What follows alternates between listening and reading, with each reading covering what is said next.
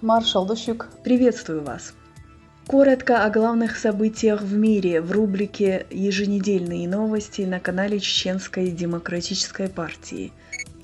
Генеральная ассамблея ООН, ежегодное собрание мировых лидеров, проводится уже почти 80 лет с момента основания организации. Это площадка для выступлений, закулисных переговоров и обсуждения широкого спектра вопросов, от регулирования ИИ до международных конфликтов. В настоящее время ООН сталкивается с критикой своей эффективности на фоне продолжающихся конфликтов в Газе, Украине и Судане. Генеральный секретарь Антонио Гутерриш призывает страны-участницы к компромиссу, что является повторяющимся призывом на протяжении многих лет. Совет Безопасности, ключевой орган ООН, часто оказывается в тупике из-за права вето 5 постоянных членов. Россия блокирует резолюции по Украине, а США – критические резолюции в отношении Израиля.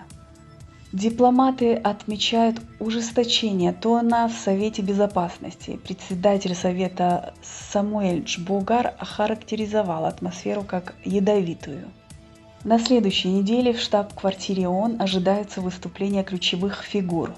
Владимир Зеленский выступит с речью и примет участие в заседании Совета Безопасности. Беньямин Нетаньяху может выступить перед Генеральной Ассамблеей.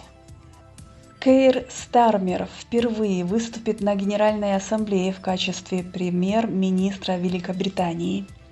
Лидеры Китая и России снова пропустят мероприятие, отправив вместо себя министров. Председатель Европейской комиссии Урсула фон дер Ляйен прибыла в пятницу в украинскую столицу и объявила, что ЕС предоставит Киеву кредит на сумму до 35 миллиардов евро. Фон дер Ляйен заявила, что это ее 8-й визит в Украину и пообещала поддержку в условиях продолжающегося вторжения России. Президент Украины Владимир Зеленский на совместном брифинге сообщил, что средства будут направлены на противовоздушную оборону, энергетику и закупку отечественного оружия. Россия. Недавние исследования выявили масштабы манипуляции, осуществляемой российскими СМИ. Кремль внедряет свои фейковые новости в информационные ленты пользователей так тонко и изощренно, что многие даже не подозревают о воздействии. Согласно расследованиям Министерства юстиции США и немецких информационных агентств, в России были разработаны новые методы медиаманипуляции. Некоторые компании в медиапейзаже приняли меры для противодействия этой угрозе. Например, Мета, владеющая такими платформами, как Facebook, Instagram, запретила доступ для российских информационных агентств, таких как РТ, в ответ на иностранное вмешательство. Тем не менее, фейковые новости продолжают распространяться. Исследования показывают, что за каждым скандальным заголовком стоят более глубокие механизмы, направленные на влияние общественного мнения и искажение фактов.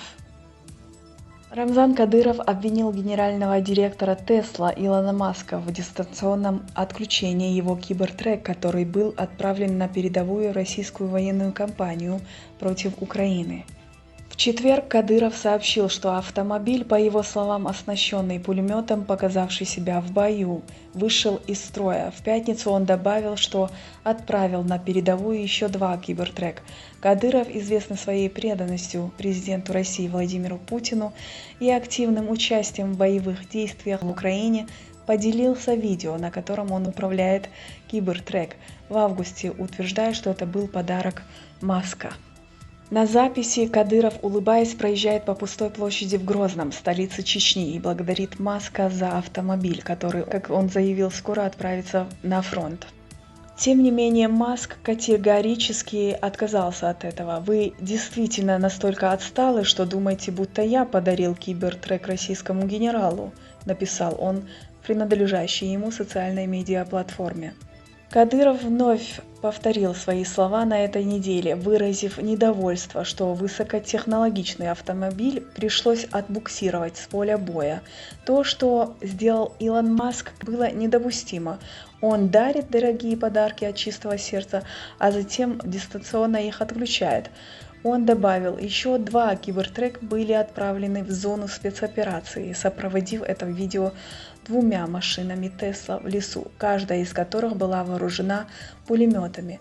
На кадрах можно увидеть людей в военной форме, стреляющих с крыш автомобилей. Кадыров отметил, что удаленное отключение не сказалось на работе этих машин. Они функционируют нормально, без каких-либо сбоев, сообщил он в Telegram. Вот где настоящая реклама Кибертрек. Кадыров, назначенный Путиным на пост лидера Чечни, многократно подвергался критике за предполагаемые нарушения прав человека. В 2020 году Госдепартамент США ввел против него санкции, указав на наличие обширной достоверной информации о его ответственности за грубые нарушения прав человека, включая пытки и внесудебные казни. Кроме того, он оказался под санкциями Великобритании и Европейского Союза. Другие новости Российской Федерации. В новом отчете говорится, что Кремль зарабатывает деньги на вторичных закупках очищенной российской нефти в ЕС. И это несмотря на запрет ЕС на импорт нефти из России в рамках его программы санкций.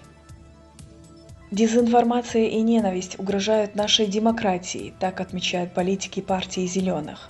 Демократия не ограничивается голосованием раз в 4 года, она начинается с обсуждений, споров и компромиссов между людьми.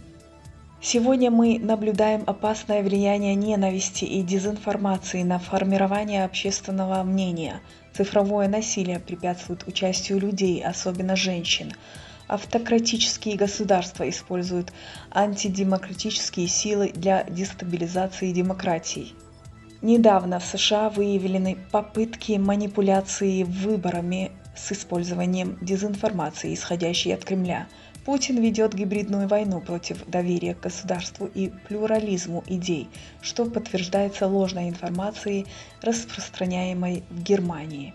Правые экстремисты и популисты также манипулируют общественным мнением, используя дезинформацию и запугивание в интернете. Эти процессы показывают, что враждебные действия, направленные против женщин и меньшинств, могут привести к тому, что такие группы начнут избегать участия в общественных дебатах, ослабляя нашу демократию. На этом у меня все. Это были все наиболее важные события в мире. Шу адикюлмах квай марш ойл.